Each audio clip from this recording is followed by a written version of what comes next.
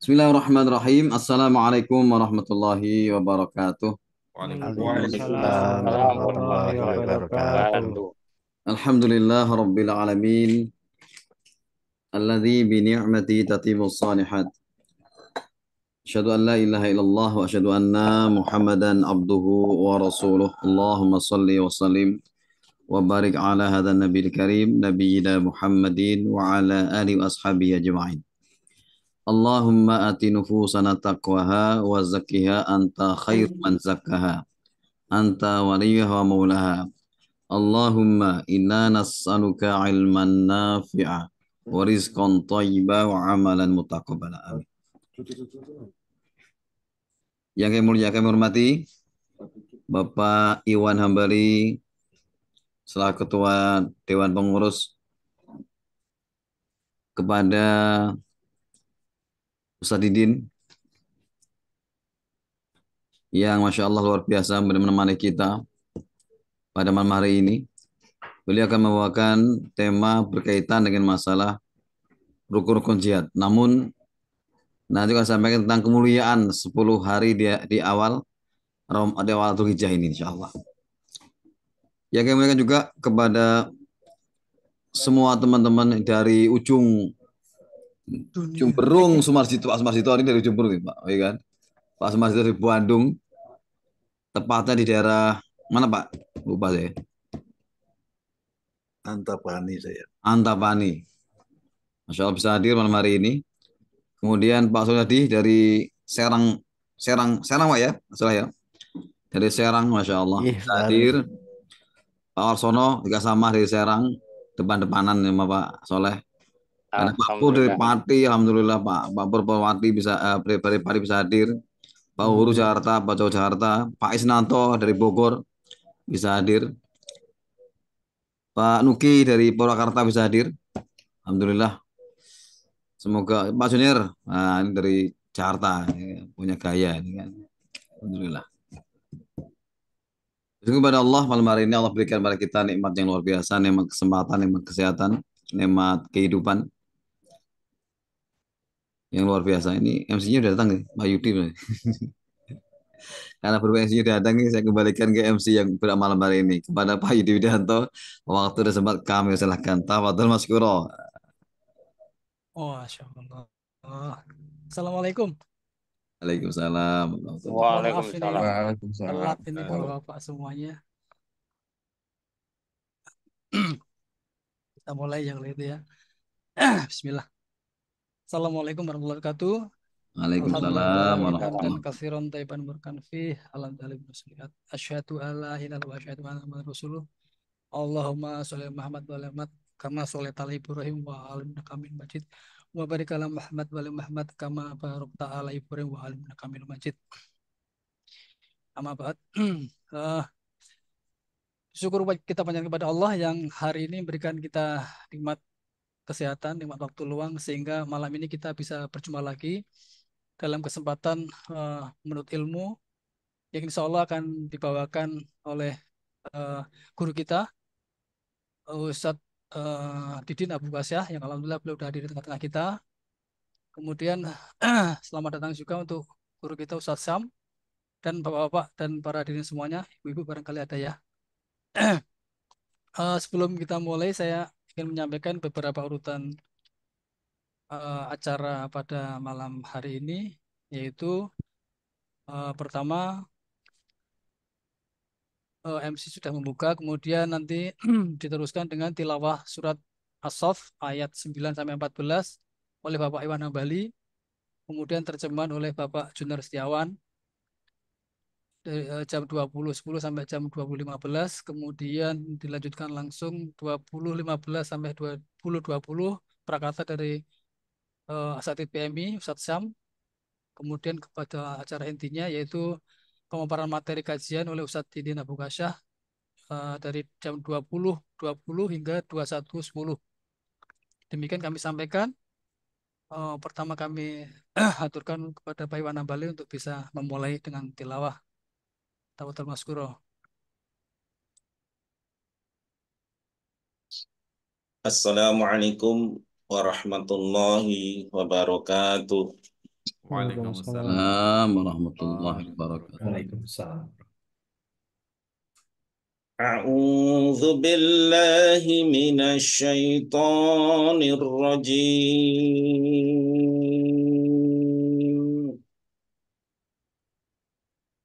هو الذي أرسل رسوله بالهدى ودين الحق ليظهره على الدين كله ولو كره المشركون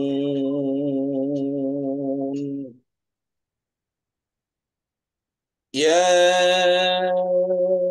أيها الذين آمنوا هل أدلكم على تجارة تنجيكم من عذاب أليم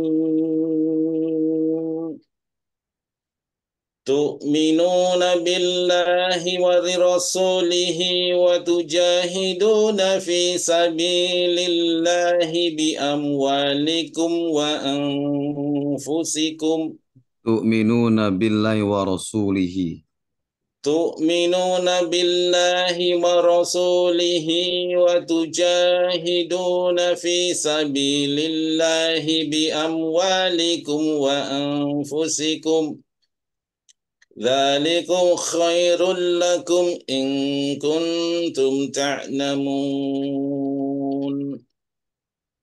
يغفر لكم ذنوبكم ويدخلكم جنات تجري من تحتها الأنهار ومساكن طيبة في جنات عدن ذلك الفوز العظيم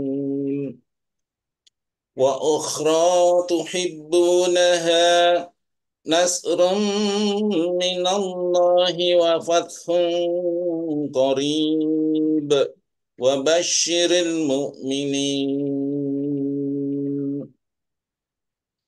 يا أيها الذين آمنوا كونوا أنصار الله كما قال عيسى بن مريم للحواريين من أنصاري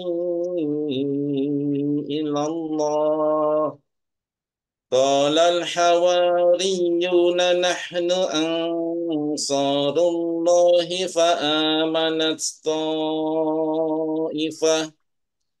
فآمنت طائفة من بني إسرائيل فكفرت طائفة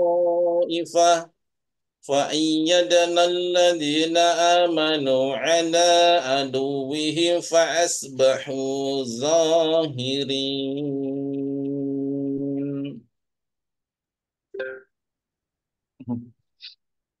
Aku berlindung kepada Allah dari godaan setan yang terkutuk.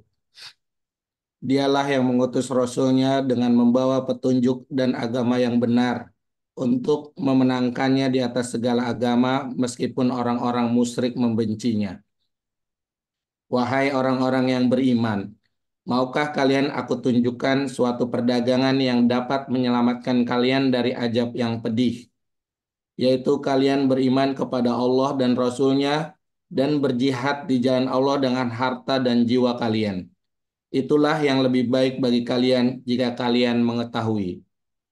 Niscaya Allah mengampuni dosa-dosa kalian dan memasukkan kalian ke dalam surga yang mengalir di bawahnya sungai-sungai dan ke tempat-tempat tinggal yang baik di antara surga-surga Aden.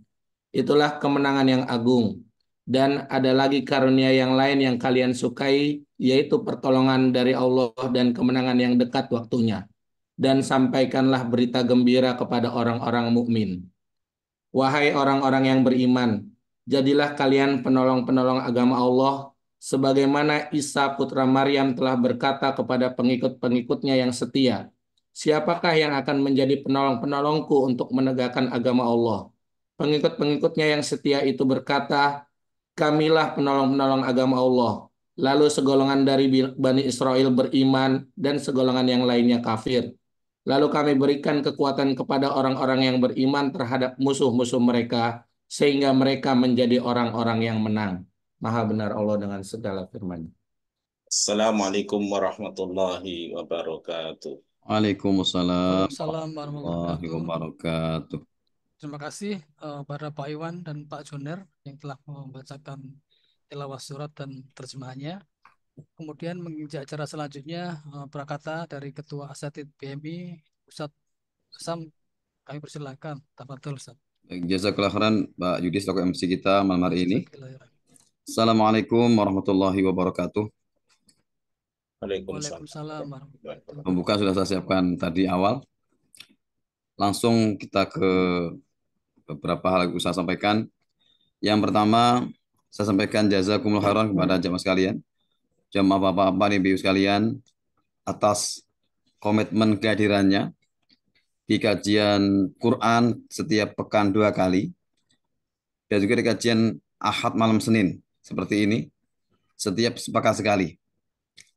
Karena komitmen dari Bapak Ibu sekalian akan membuat semakin semangatnya kita untuk menambah ilmu dan insya Allah akan memberikan dorongan yang kuat untuk beramal soleh. Gitu ya. Dan tak lupa kami jazakumullah khairan kepada Bapak Ibu sekalian atas istiqomahnya, atas masih memberikan semangatnya untuk memberikan info terbaiknya setiap tanggal 25 awal akhir bulan sampai dengan tanggal 5 awal bulan. Info terbaik dari Bapak sekalian, semoga terima. Menjadi harta yang barokah, dimudahkan menikmati rezeki yang mudah insya Allah. Dan kesempatan hari ini ada berita duka dari orang tua kami ya, maksudnya yang ini yang di Al-Ikhlas ya. Ketua pembina Yayasan Al-Ikhlas yang dipanggil Allah tadi pagi. Namanya Bapak Haji Dwi Joko Pamungkas. Nah, beliau itu yang sekarang kita ngaji di studio di Al-Ikhlas. Nah, ya donatur utamanya gitu ya. Kita doakan kepada beliau Pak Haji Dwi Joko Pamungkas dengan doa terbaik kita. Allahumma gfir lahu warhamhu wa'afihi wa'fu anhu. Semoga Allah mengampuni dosa beliau, menghapus dosa beliau, menerima semua amal soleh beliau, dan tempatkan beliau di sisi yang terbaik. Selamatkan dari fitnah kubur dan siksa kubur. Amin. Amin. Selamatkan fitnah kubur dan siksa kubur. Amin. Ada pesan Rasulullah SAW berkaitan dengan kematian jamaah sekalian. Karena kita semuanya sedang ngantri. Kita semua sedang ngantri. Rasul bersabda, "Yat ba'us mayyita salah satun." Mayit diikuti 3 hal. Farji'u isnani wa yabqa wahidun. Yatba'uhu ahluhu wa maluhu wa amaluhu farji'u ahluhu wa maluhu wa yabqa amaluhu. Mayat diikuti 3 hal. Yang 2 kembali, yang 1 menetap. Yang pertama diikuti keluarga, harta dan anak amalnya.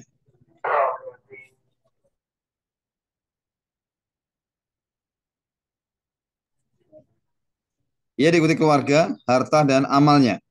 Keluarga dan hartanya akan kembali, sedangkan amalnya menetap bersamanya. Hadis riwayat di dalam Sahih Muslim. Maka mumpung kita masih diberikan kesempatan, sebelum ini Pak Haji meninggal, teman saya pun hari Jumat itu ternyata malamnya masih WA. Hari Jumat sudah mendahului saya, secara khususnya itu mendahului kita semuanya. Artinya kematian dekat dengan kita. Untuk itu mumpung masih kita diberikan kesempatan, masih bisa beramal soleh, masih bisa menuntut ilmu, masih bisa meningkatkan kualitas kita dengan iman amal kita. Ayo sama-sama semangat. Ayo sama-sama semangat. Ayo malam ini kita sama semangat untuk menuntut ilmu bersama guru kita Ustadz Abu Kasah. Demikian. Semanfaat. Barakallahu. Assalamualaikum warahmatullahi wabarakatuh.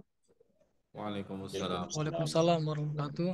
Terima kasih Ustadz Sam yang telah memberikan pemaparan. Semoga apa yang beliau sampaikan jadi ibrah buat kita bahwa kelak kita juga akan sampai pada waktunya. Semoga apa yang telah Ustadz sampaikan bisa menjadi pelajaran bagi kita dan kita amalkan untuk mendapatkan kebaikan sebelum Allah memanggil kita. Termasuk salah satunya ini ya, jihad, salah satu jihad di zaman sekarang itu jihad untuk ilmu. Jihad kita terbebas dari kebodohan. Demikian, terima kasih. Kemudian sekarang adalah waktu yang utama pemaparan materi yang akan disampaikan oleh Ustadz Didin Abu Kasyah dengan tema rukun-rukun hijab, rukun-rukun jihad. Silakan Ustadz. Terima kasih. Tafadhol maskur Ustadz. Baik. Syukran atas waktu dan kesempatannya. Bismillah, Assalamualaikum warahmatullahi wabarakatuh. Waalaikumsalam warahmatullahi Warahmatullahi wabarakatuh. warahmatullahi wabarakatuh. Innal hamdalillahi nahmaduhu wa nasta'inuhu wa nastaghfiruhu wa natubu ilaihi wa na'udzu billahi min syururi anfusina wa sayyiati a'malina. Man yahdihillahu fala mudilla lahu wa man yudlil fala hadiyalah. Asyhadu an la ilaha illallah wahdahu la syarika lah wa asyhadu anna Muhammadan 'abduhu wa rasuluhu la nabiyya ba'dah. Allahumma salli wa sallim wa barik wa an'im ala nabiyyina Muhammadin wa ala alihi wa sahbihi ajma'in. Amma ba'd. Ikhwatal iman a'azakumullah, hadirin kaum muslimin wal muslimat, jamaah dan juga pemerhati setia Berkah Mulia Indonesia, yang semoga Allah Rabbuna Azza wa Jalla senantiasa rahmati dan berkahi. Segala puji bagi Allah Tabaraka wa Ta'ala, dengan limpahan nikmat dan karunia darinya, kembali di malam hari ini kita dipertemukan dalam kondisi sehat walafiat tentunya. Dan kalaupun ada di antara kita atau mungkin saudara kita atau orang tua kita yang sedang diuji oleh Allah Rabbuna Azza wa Jalla dengan sakit, maka kita doakan semoga Allah Rabbuna Azza wa Jalla, Allahu Asy-Syafi, Zat yang tidak ada penyembuh selain darinya, lekas menganugerahkan kesembuhan kepada saudara kita atau mungkin orang tua yang sedang diuji oleh Allah Rabbuna Azza wa Jalla dengan sakit tersebut. Semoga Allah Rabbuna Azza wa Jalla menjadikan sakitnya sebagai kafarat atau penghapus dari dosa-dosa dan kesalahannya, dan semoga Allah Rabbuna Azza wa Jalla menjadikan dengannya peningkat dan peninggi derajat di sisi Allah Tabaraka wa Ta'ala. Hadirin kaum muslimin wal muslimat, jamaah Berkah Mulia Indonesia, semua dimulakan Allah Tabaraka wa Ta'ala. Di malam hari ini adalah merupakan malam yang luar biasa indah dan agungnya.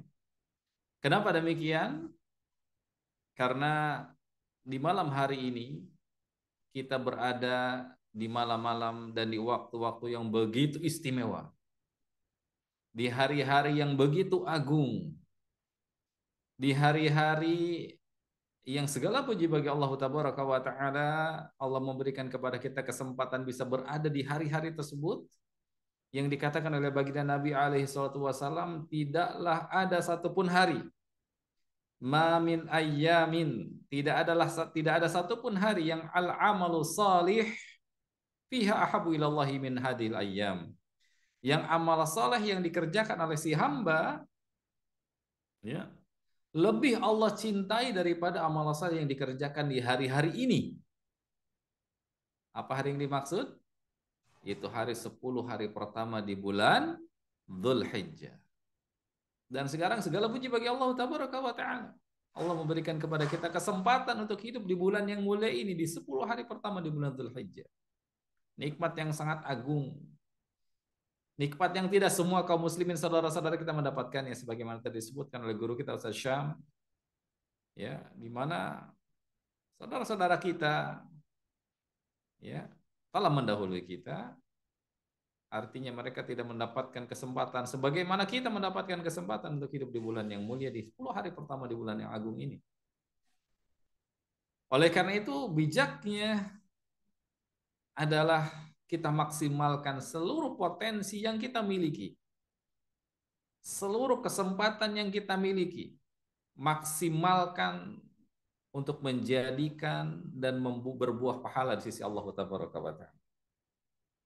Ini hari-hari yang utama, hari-hari yang istimewa, yang kata Nabi SAW tadi disebutkan dalam hadis yang diriwayatkan oleh Bukhari, ya, bahwasannya amal saleh yang dikerjakan oleh si hamba di hari-hari ini, di 10 hari pertama di bulan Dzulhijjah ini, lebih Allah cintai, ya, daripada amal-amal yang dikerjakan di luar 10 hari pertama ini. Bahkan sampai kata para sahabat, walal jihadu fisabilillah, Tidak juga dengan jihad di jalan Allah. Ya, kata Nabi, tidak juga dengan jihad di jalan Allah. Ya, tidak juga dengan jihad di jalan Allah. Artinya kalau jihad dikerjakan di luar hari ini, hari-hari 10 hari pertama di bulan Dzulhijjah ini, maka tidak akan mengalahkan kecintaan Allah kepada amal soleh yang dikerjakan di 10 hari pertama di bulan Dzulhijjah ini. Luar biasa, dijamaah sekalian suka memuliakan. Ya, yang bisa mengalahkan kecintaan Allah Tabaraka wa Ta'ala, ya, yang bisa menandingi kecintaannya kepada amal soleh yang dikerjakan oleh si hamba di 10 hari pertama di bulan Dzulhijjah ini adalah apa?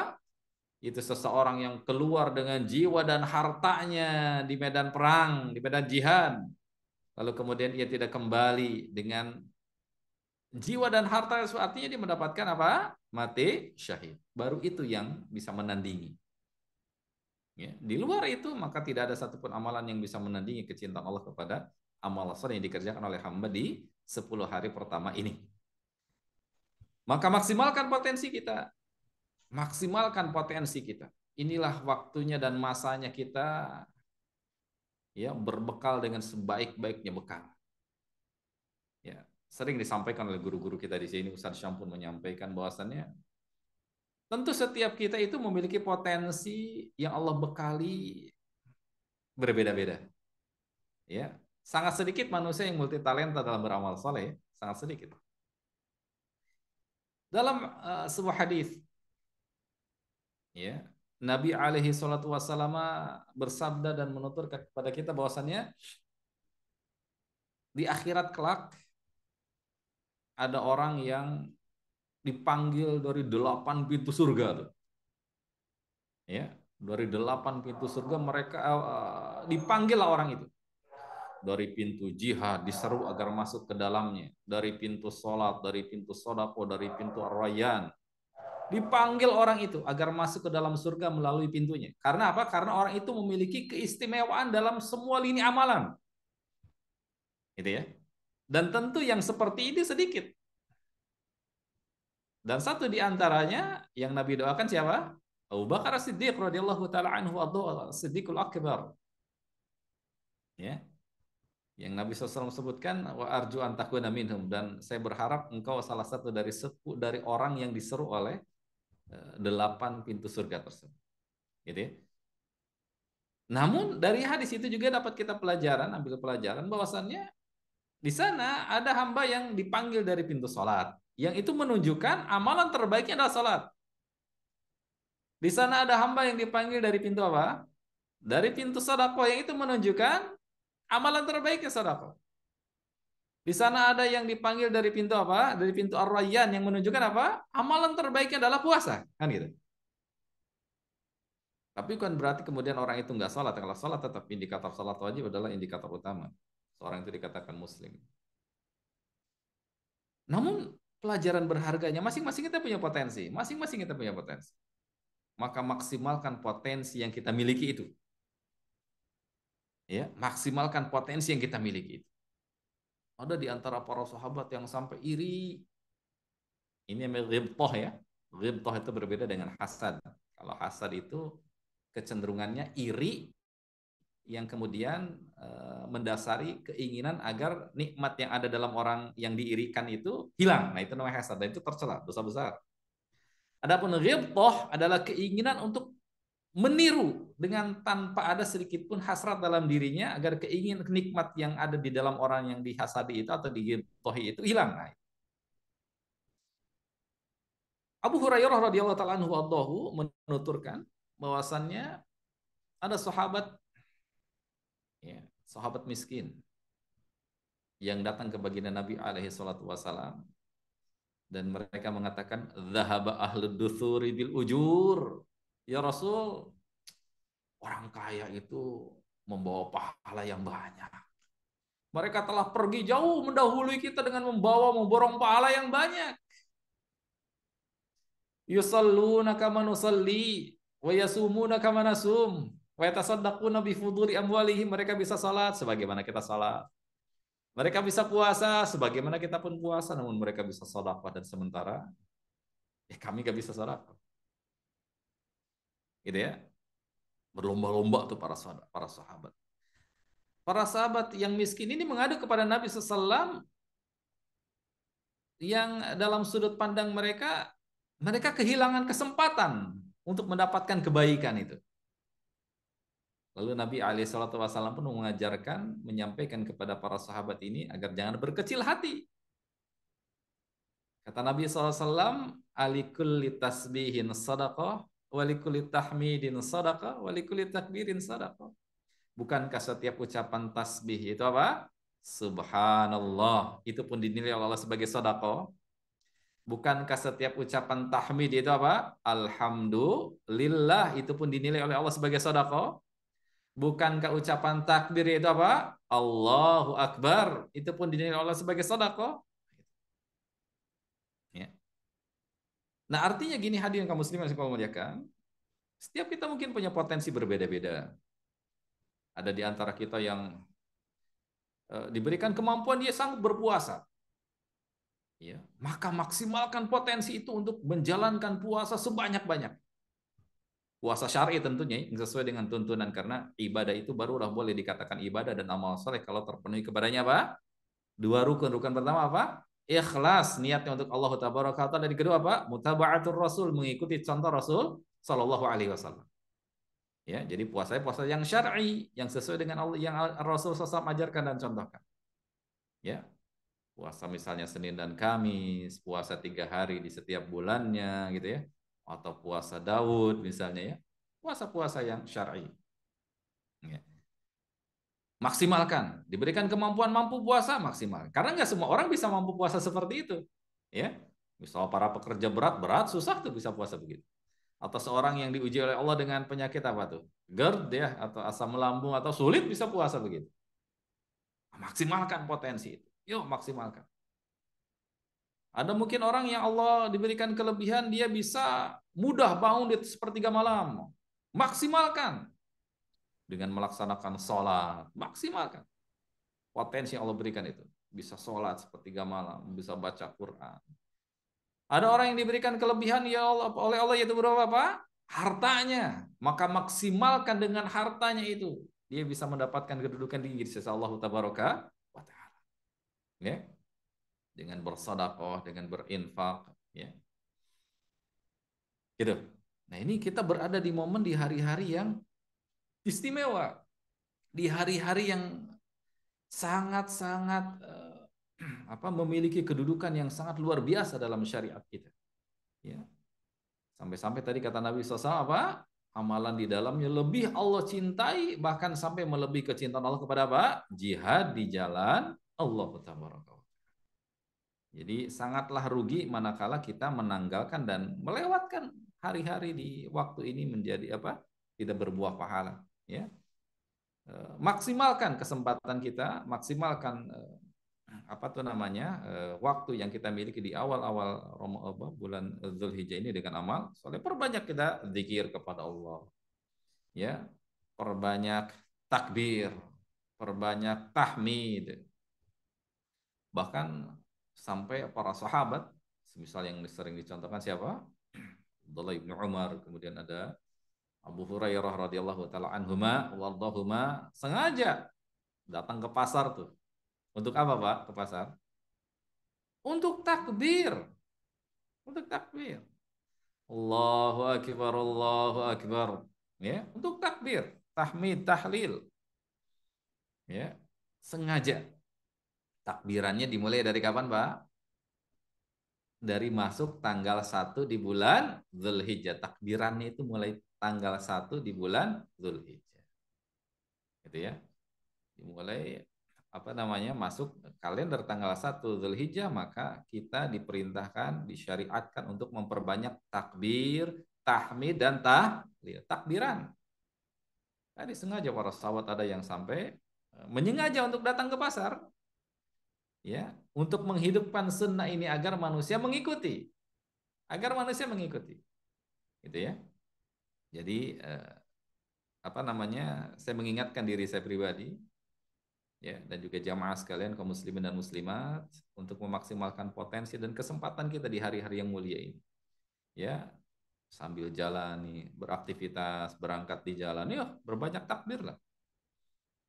Perbanyak takbir. Allahu Akbar, Allahu Akbar. La ilaha illallah, wallahu akbar.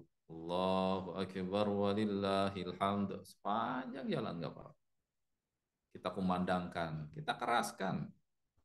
Ya, perbanyak takbir, perbanyak berzikir yang mutlak ya, zikir yang mutlak. Subhanallah wa bihamdi, subhanallahil azim. Banyak zikir-zikir yang mutlak yang bisa kita laksanakan.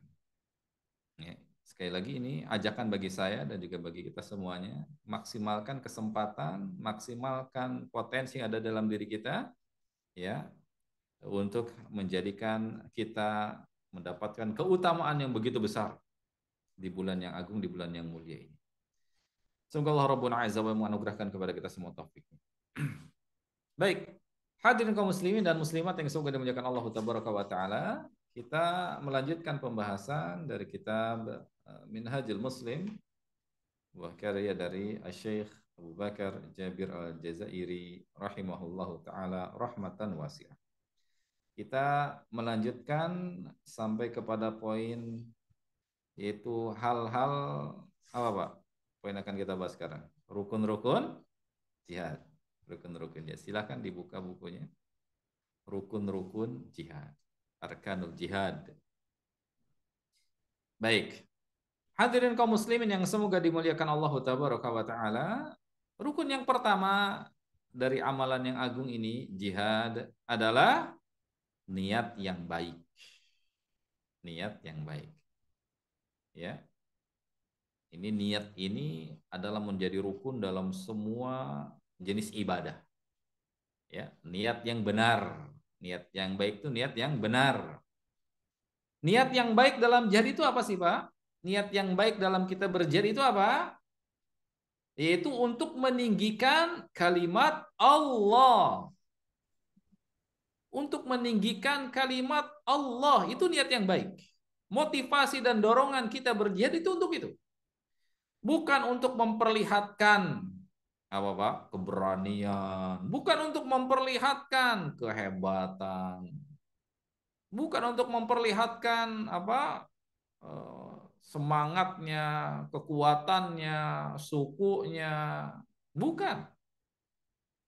Bahkan perlu diketahui bersama hadirin kaum muslimin yang semoga Allah muliakan. 1 dari 3 orang atau 3 kelompok manusia yang akan menjadi penghuni pertama. Penghuni pertama apa? Api neraka, waliyadzubillah. Ya. Ada 3 kelompok manusia yang akan menjadi penghuni pertama neraka. Siapa mereka? Fir'aun. Siapa mereka? Abu Jahal, Abu Lahab. Ternyata 1 dari penghuni pertama neraka itu adalah orang yang berjihad. Ya Allah, ya Rabbi. Namun apa? Salah dalam niatnya. Salah dalam niatnya. Ketika ia disidang di hadapan Allah Tabaraka wa Ta'ala, dan dia semula berharap dengan amalan jihadnya itu, bahkan dengan amalan syahidnya, mati syahidnya itu, dia berharap mendapatkan surga dan balasan yang begitu besar di sisi Allah Tabaraka wa Ta'ala. Namun Allahu Rabbuna Azza wa Jalla, zat yang maha mengetahui segala sesuatu yang tersembunyi. Yang tersembunyi maksudnya apa? Niat di dalam hati, motivasi dan dorongan dalam beramal. Allah maha tahu, nggak bisa kita menyembunyikan sesuatu di hadapan Allah. Ya, ya'lamu sirrakum wa akhfakum. Allah itu maha mengetahui segala sesuatu yang kita sembunyikan. Hatta yang tersembunyi di dalam hati kita, dorongan dan niat kita, Allah maha tahu. Innallaha la yanzuru ila suwarikum wala ila ajsamikum wala ila amwalikum walakin yanzuru ila qulubikum wa amalikum. Ya. Salah dalam niatnya orang yang mati syahid ini yang disebutkan dalam hadis tersebut. Ya. Ketika dia berdalih di hadapan Allah, ya, ketika dia berdalih di hadapan Allah bahwasannya qataltu laka, saya berperang, berjihad itu untukmu ya Allah. Saya turun ke medan perang, berjihad itu untukmu wahai Allah. Namun kata Allah apa? Kadzabta, dusta kamu, bohong. Bohong. Ya. Walakinnal yuqal jari. motivasi kamu turun ke medan perang, motivasi kamu turun berjihad itu apa? Agar mendapatkan gelaran jari pemberani. Ya, agar dipandang oleh orang sebagai orang yang hebat. Ya, dan engkau telah mendapatkan itu, kata Allah. Engkau telah mendapatkan itu. Gelaran seperti itu telah disematkan kepada dirimu. Ya. Orang telah memandang dan memanggilmu sebagai orang yang hebat, pemberani. Sudah dapat, selesai. Ya Allah, ya Rabbi. Ya. Ya, maka salah dalam membangun amal itu sangat fatal. Sangat fatal. Dalam sebuah hadits qudsi, Allah Rabbuna Azza wa Jalla berfirman, Ana aghna syuraka'i 'ani syirk. Saya adalah zat yang paling tidak butuh dengan persekutuan, paling gak suka Allah itu dipersekutukan. Ya, diduakan dalam beramal itu paling gak suka. Ya, jadi si hamba beramal niatnya untuk Allah, namun juga di satu sisi dia punya niatan untuk selain Allah, niat untuk dipuji orang, niat untuk disanjung, dan seterusnya dan seterusnya. Maka yang seperti itu Allah benci. Allah nggak suka. Taraktuhu wa syirkahu, kata Allah. Aku tinggalkan orang itu dan persekutuannya Allah tinggalkan, kata Allah tabaraka wa ta'ala. Maka hati-hati, jaga dan tata baik-baik niat dalam setiap kita beramal. Ya, kalau gitu nggak usah beramal aja Pak ya. Kayaknya berat banget nih. Nggak usah ngaji aja Pak ya. Harusnya ngaji dianggap, soalim lagi. Nggak usah ke masjid aja Pak, diem di rumah aja lah. Nanti kalau jalan ketemu orang dianggap apa? Wah, pamer nih, ria nih. Saya mah ingin disebut orang yang apa tuh namanya? Down to earth ya. Lagi apa tuh? Lagi happening tuh kalimat itu di anak-anak, down to earth ya. Apa, tiduran di bumi ya, di tanah, down to earth. Ingin disebut orang yang low profile, gak terlalu banyak ini. Ketahuilah hadirin kaum muslimin yang semoga Allah muliakan, seseorang meninggalkan amalan karena motivasinya ingin dianggap oleh orang sebagai orang yang low profile, orang yang humble, orang yang saya mau orangnya biasa-biasa aja, nggak banyak. Justru yang seperti itu adalah ria. Seperti itu ria. Sepertinya aneh saat ini. Enggak, ternyata itu malah ya. Seperti itu ria.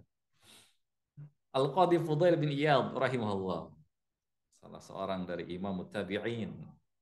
Ya, imam tabi'in Al-Qadhi Fudail bin Iyad rahimahullah mengatakan, al-amalu li ajli nasi syirkun wa tarkul amali li ajli nasi riyaun. Beramal yang motivasi dan tujuannya karena manusia itulah kesyirikan. Syirik karena memang tujuan motivasinya membangun amalnya karena ingin manusia, ingin dipuji makhluk. Namun meninggalkan amalan pun karena alasan manusia, ingin tadi karena dianggap humble gitu ya. Itu disebut dengan riya. Itu yang disebut dengan apa? Syirkun khafi, kesyirikan yang tersembunyi. Kesyirikan yang tersembunyi. Seolah-olah tidak riya, padahal motivasi dalam dirinya apa? Ingin dipuji oleh orang. Riya. Jadi artinya bagaimana kalau seperti itu? Maju mundur kena nih. Maju kena mundur kena, gimana? Bismillah. Bulatkan tekad, niat yang lurus, beramal. Bismillah. Bulatkan tekad. Fokus kepada diri kita. Jangan fokus kepada omongan dan pendapat segala pandangan orang. Ya, toh kita nanti dibangkitkan dan mempertanggungjawabkan satu orang. Setiap kita masing-masing. Ngapain dengerin omongan orang, komentar orang? Toh yang disidang itu satu-satu ya kita. Sidang satu-satu setiap kita. Maka fokus dengan diri kita saja. Kebaikan kita fokus. Nggak usah ingin memperhatikan orang, bagaimana orang memperhatikan kita ya. Nanti bagaimana? Selama ini baik. Ya, di sana ada syariat, ada contohnya dari Nabi SAW. Kita bulatkan tekad, ikhlaskan, maju, beramal. Gitu ya. Karena sekali lagi kita diberikan kesempatan oleh Allah Tabaraka wa Ta'ala untuk melaksanakan amal dan itu adalah merupakan kesempatan yang besar. Ya. Jadi maksimalkan potensi tersebut. Jangan memperhatikan ya terlalu terpengaruh dengan pandangan dan komentar netizen ya, netizen. Gitu. Baik, niat yang baik di sini kata beliau. Man qatala litakuna kalimatullahi al-ulya fahuwa fi sabilillah. Ini niat yang lurus, niat yang benar, yaitu berjihadnya, berjuangnya, tujuannya, motivasinya apa? Untuk meninggikan kalimat Allah. Lurus niatnya. Wa ma umiru illa liya'budullaha mukhlishina lahuddin. Ya. Ikhlas lillah, semuanya untuk Allah Tabaraka wa Ta'ala. Baik. Ini niat yang benar dan ini semua ada dalam semua amalan. Ini rukun ini ada dalam semua amalan. Termasuk dalam pembahasan kita ini jihad ya. Baik, yang berikutnya hadirin kaum muslimin yang semoga dimuliakan Allah Tabaraka wa Ta'ala. Yang berikutnya ya yang perlu dan harus kita perhatikan dengan seksama adalah jihad harus di bawah kepemimpinan imam kaum muslimin. Ya. Jihad itu tidak berada di bawah komando pemimpin-pemimpin, mohon maaf, organisasi-organisasi tertentu, organisasi tidak, tapi di bawah kepemimpinan kaum muslimin. Komando satu kaum muslimin. Gitu ya. Tidak di bawah kepemimpinan tadi organisasi-organisasi tertentu ya dalam tubuh kaum muslimin. Harus kita camkan dengan sesama. Yang jadi pertanyaannya siapa sih yang disebut dengan pemimpin kaum muslimin itu? Nah, jadi pertanyaan. Siapa sih yang disebut dengan imam itu? Yang kemudian kita diperintahkan untuk berjihad di bawah benderanya, di bawah komandonya. Ini harus kita perhatikan dengan seksama. Yang disebut dengan imam, pemimpin adalah mereka yang memiliki wilayah. Sultan itu adalah yang memiliki wilayah. Memiliki otoritas di wilayahnya. Jadi bukan hanya sebatas pemimpin yang kemudian hanya mengomandoi masyarakat saja sementara dia tidak punya wilayah kepemimpinannya, tidak memiliki negeri, ya itu bukan imam yang seperti itu. Jadi pemimpin itu adalah mereka yang memiliki wilayah kepemimpinan, gitu, yang sah tentunya. Itu adalah imam. Ya, jadi kaum muslimin berjihad, berperang di bawah kepemimpinan imam kaum muslimin, di bawah benderanya dan dengan izinnya. Ya, dengan izinnya. Ya, sebagaimana Allah Rabbuna Azza wa Jalla berfirman di surah An-Nisa ayat 59, ya ayyuhalladzina amanu athi'ullaha wa athi'ur rasula wa ulil amri minkum. Wahai orang beriman, taatilah Allah dan taatilah Rasul dan serta ulil amri, pemegang kekuasaan di antara kalian. Ulil amri itu adalah yang memiliki wilayah. Ya, memiliki wilayah. Jangan kemudian kita terperdaya ya dengan klaim dan dengan dengan propaganda mereka orang-orang yang membawakan barang dagangannya berupa imamah gitu ya. Berupa imamah kaum muslimin gitu. Ini harus hati-hati. Mereka terkadang membawakan dalil itu ya. Semisal yang sering kita dengar adalah di mana menisbahkan dari Nabi sallallahu alaihi wasallam, man mata walam ya'rif imam zamanihi mata mitatan jahiliyah gitu ya. Yang sering kita dengar tuh dakwahnya, seruannya. Man mata walam ya'rif imam zamani mata mitatan jahiliyah. Ya, barang siapa yang mati dalam keadaan ia tidak mengenal imam atau pemimpin kaum muslimin di zamannya, maka dia mati dalam kondisi mati jahiliyah. Perlu diketahui hadirin kaum muslimin yang saya muliakan, ya, ini adalah merupakan hadis palsu, palsu ya. Hadis palsu. Ya, yang bahkan tidak ada asal-usulnya. La aslalahu, tidak ada usul sama sekali. Ya, jadi perlu dicamkan dengan seksama. Ya.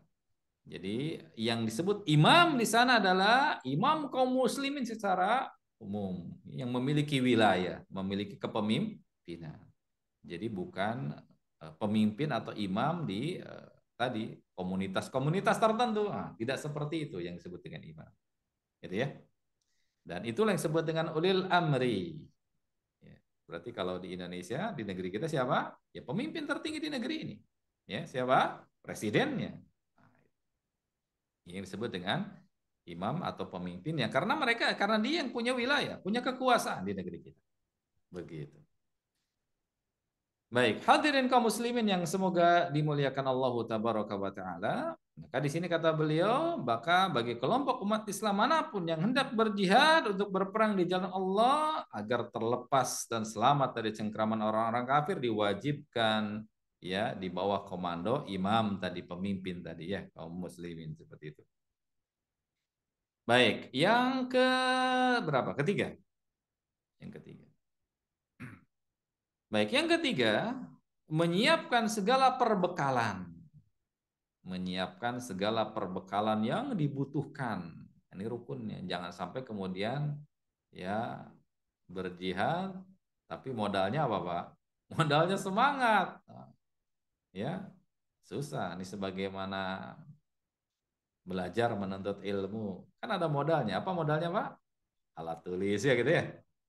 Modalnya pulpen, modalnya kertas, dicatat gitu ya. Atau kalau zaman sekarang kan modalnya apa? Tab ya dengan apa? Dengan alat tulisnya gitu ya. Itu modal dalam berjihad, dalam berjuang. Karena tidaklah akan sempurna amalan kita, amalan kewajiban ini kalau tanpa ditunjang dengan modal itu, perlengkapan itu, ya, maka perlengkapan yang dengannya menyempurnakan kewajiban hukumnya menjadi apa? Wajib untuk kita tunaikan. Kaidah mengatakan apa? Ma la yatimul wajib illa bihi fahuwa wajib. Ya, segala sesuatu yang tidak akan sempurna tuh pelaksanaan sebuah kewajiban kecuali dengan perkara tersebut, maka perkara yang menjadi penyempurna pelaksanaan kewajiban itu hukumnya menjadi wajib. Jihad tidak akan sempurna tuh pelaksanaan jihad dengan tanpa kita mempersiapkan segala sesuatunya. Perbekalannya, ya senjatanya segala macam, maka menyempurnakan persiapan itu hukumnya menjadi apa? Menjadi wajib. Begitu. Dan ini kaidah berlaku secara umum ya. Baik misalnya tadi dalam ibadah-ibadah, misal contoh sholat gitu ya, nggak akan sempurna kita sholat dengan tanpa menutup aurat, maka memiliki pakaian, membeli baju untuk menutup aurat yang tujuannya kita pakai dalam sholat, maka hukumnya menjadi wajib kan gitu.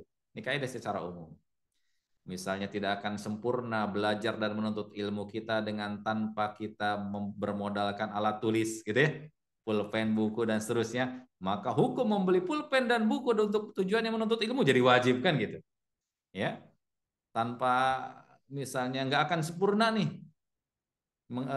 ngaji kita, yang ini adalah merupakan kewajiban kita belajar menuntut ilmu dengan tanpa membeli apa Pak? Kuota ya. Nah, membeli kuota itu untuk menyempurnakan amal ini menjadi wajib hukumnya pada waktu itu, gitu ya.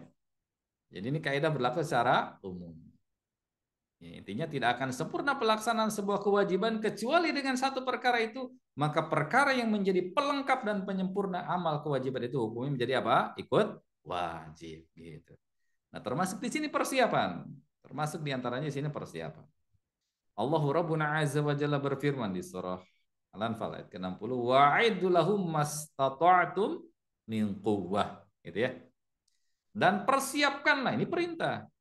Ya, dan hukum asal dalam perintah itu apa? Menunjukkan apa? Kewajiban. Ya.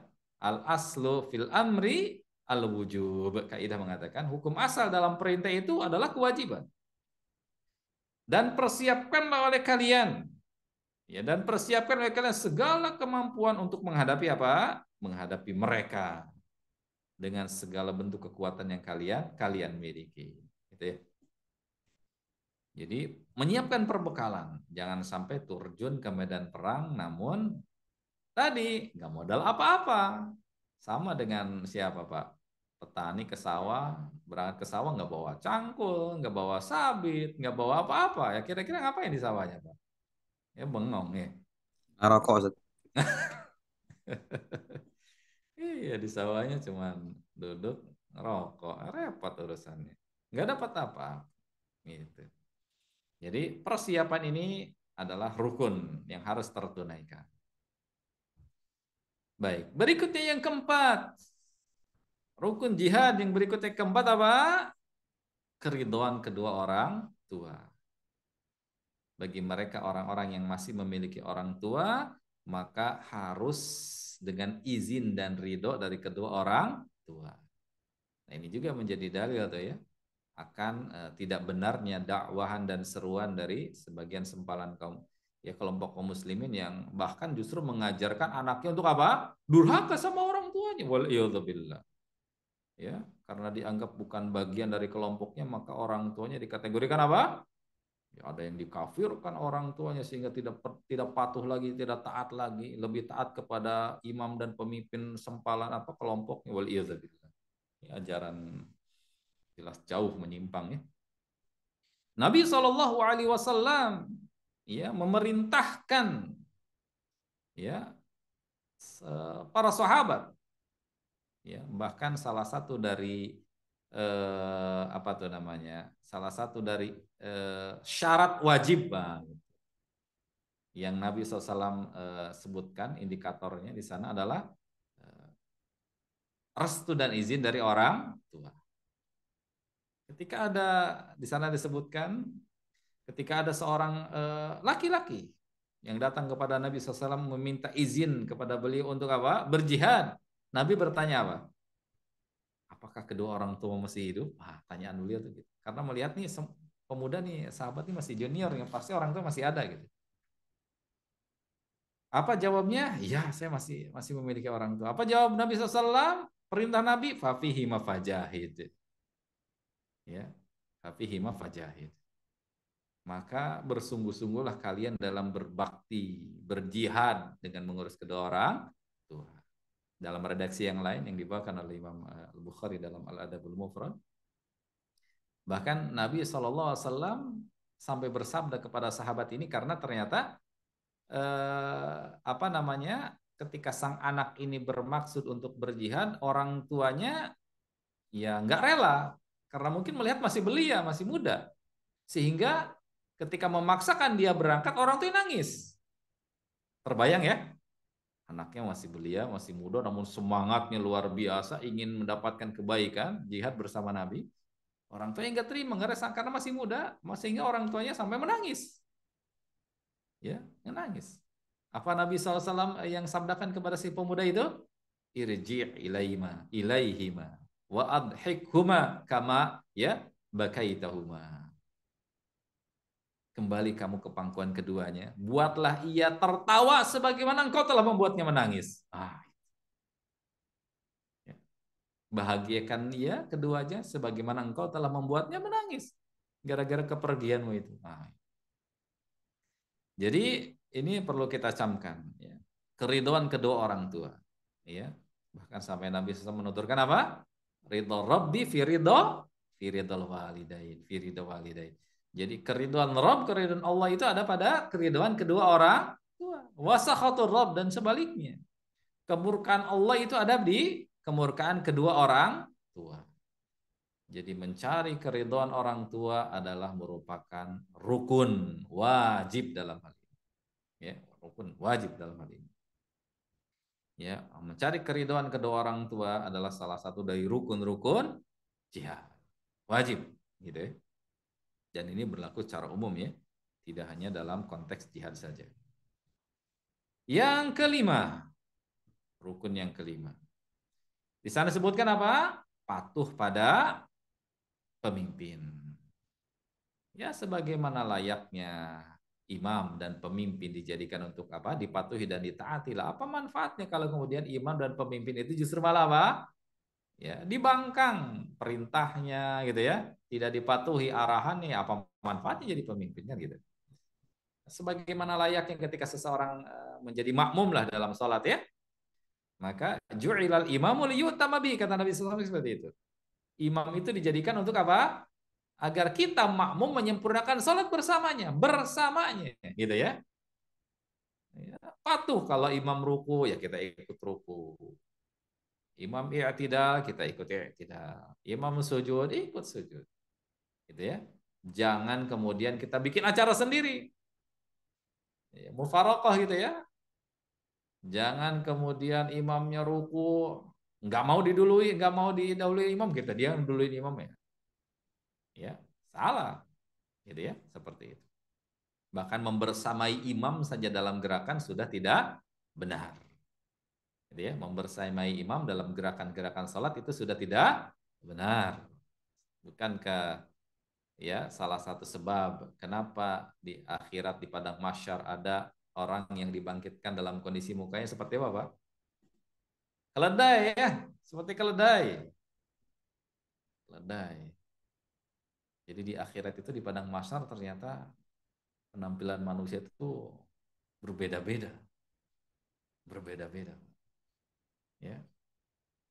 Kalau di dunia itu ya berlomba-lomba untuk berpenampilan menarik ya, dengan skincare, dengan perawatan segala macam ya. Nah, di akhirat itu menjadi pembedanya itu dari amal-amal perbuatannya, gitu ya. Di amal perbuatan. Menjadi wajahnya seperti keledai gara-gara apa? Itu tadi salatnya. Balap-balapan ya, salip-salipan sama imam. Udah kayak bis kota ya. Itu nggak mau apa? Nggak mau ngikutin imam. Baik, nah dalam hal ini, dalam jihad pun sama.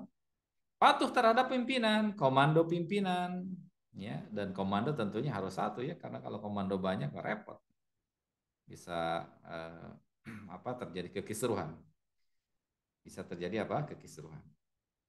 Man kariha min amiri syai'an falyasbir alaihi fa innahu laisa ahadun minan nas kharaja minan sultan shibran famat alaihi illa mata mitatan jahiliyah.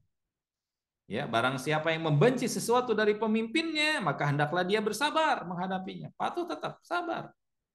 Arahannya tetap disimak, didengarkan.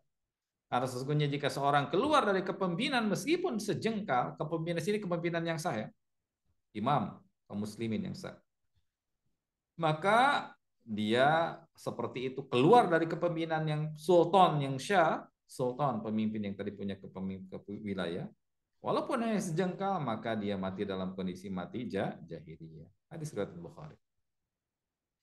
Baik, hadirin kaum muslimin yang semoga Allah muliakan, ini adalah 5 poin yang menjadi rukun dari rukun-rukun apa? Jihad. Menjadi rukun-rukun jihad yang harus kita camkan dengan seksama. Ya. Dan ini sejatinya pelajaran dan ibrahnya bukan hanya untuk bisa kita terapkan dalam jihad ya, bahkan dalam setiap kehidupan kita. Dari mulai menata niat dengan baik, gitu kan? Kan ada dalam setiap amalan. Ya. Kemudian patuh dan taat kepada arahan pemimpin kan ada dalam setiap kehidupan kita. Ya, menyiapkan perbekalan bukan hanya dalam jihad, dalam ibadah pun bahkan kita ya termasuk hal yang diperhatikan, bukan hanya mempersiapkan perlengkapan saja, bahkan mempersiapkan niat yang kuat dalam beribadah pun juga penting kan gitu. Menghadirkan apa? Menghadirkan jiwa, menghadirkan diri dalam amalan itu kan juga menjadi persiapan. Jadi bukan hanya fisiknya yang menjalankan ketaatan, namun hatinya pun harus hadir, gitu kan?